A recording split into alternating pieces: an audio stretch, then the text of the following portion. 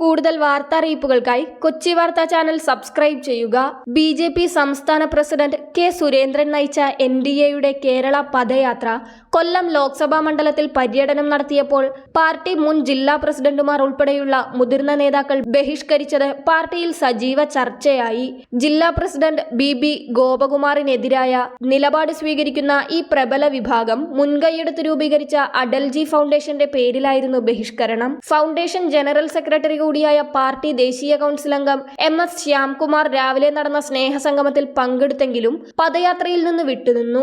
ആരോഗ്യ കാരണങ്ങളാണ് വിട്ടുനിന്നതെന്നാണ് വിശദീകരണം. മുൻ ജില്ലാ പ്രസിഡന്റുമാരായ K ശിവദാസൻ, ഡോക്ടർ പട്ടത്താനം രാധാകൃഷ്ണൻ, കിഴക്കനേല സുധാകരൻ, വയക്കൽ മധു, നേതാക്കളായ G Hari, advocate Gopakumar, C Thampi, B Sajanlal തുടങ്ങിയവരെല്ലാം പദയാത്ര ബഹിഷ്കരിച്ചു. മുൻ ജില്ലാ പ്രസിഡന്റുമാരടക്കം നൂറുകണക്കിന് നേതാക്കളെ മാറ്റി നിർത്തി BB ഗോപകുമാർ ഏകപക്ഷീയമായി പെരുമാറുന്നുവെന്നാരോപിച്ചാണ് ബഹിഷ്കരണം. ജില്ലയിൽ സംഘടനാ പ്രവർത്തനം നിർജീവമായെന്നും സംഘടനാ ജനറൽ സെക്രട്ടറി ചർച്ച നടത്തി പരിഹാരം നിർദ്ദേശിച്ചിട്ടും നടപ്പാക്കുന്നില്ലെന്നും ഇതിനെല്ലാം ജില്ലാ പ്രസിഡന്റിന് ഒത്താശ ചെയ്യുന്നത് സംസ്ഥാന പ്രസിഡന്റ് K സുരേന്ദ്രനാണെന്നും അടൽജി ഫൗണ്ടേഷൻ ആരോപിക്കുന്നു. ലോക്സഭാ തിരഞ്ഞെടുപ്പ് അടുത്തതോടെ പാർട്ടിയിലെ പോര് മൂർച്ഛിച്ചത് നേതൃത്വത്തിന് തലവേദനയായിട്ടുണ്ട്. ജില്ലാ പ്രസിഡന്റുമായി ഇടഞ്ഞു നിൽക്കുന്ന പ്രബല വിഭാഗം ജില്ലാ കമ്മിറ്റി യോഗങ്ങൾ ഉൾപ്പെടെ ബഹിഷ്കരിച്ചു വരികയാണ്.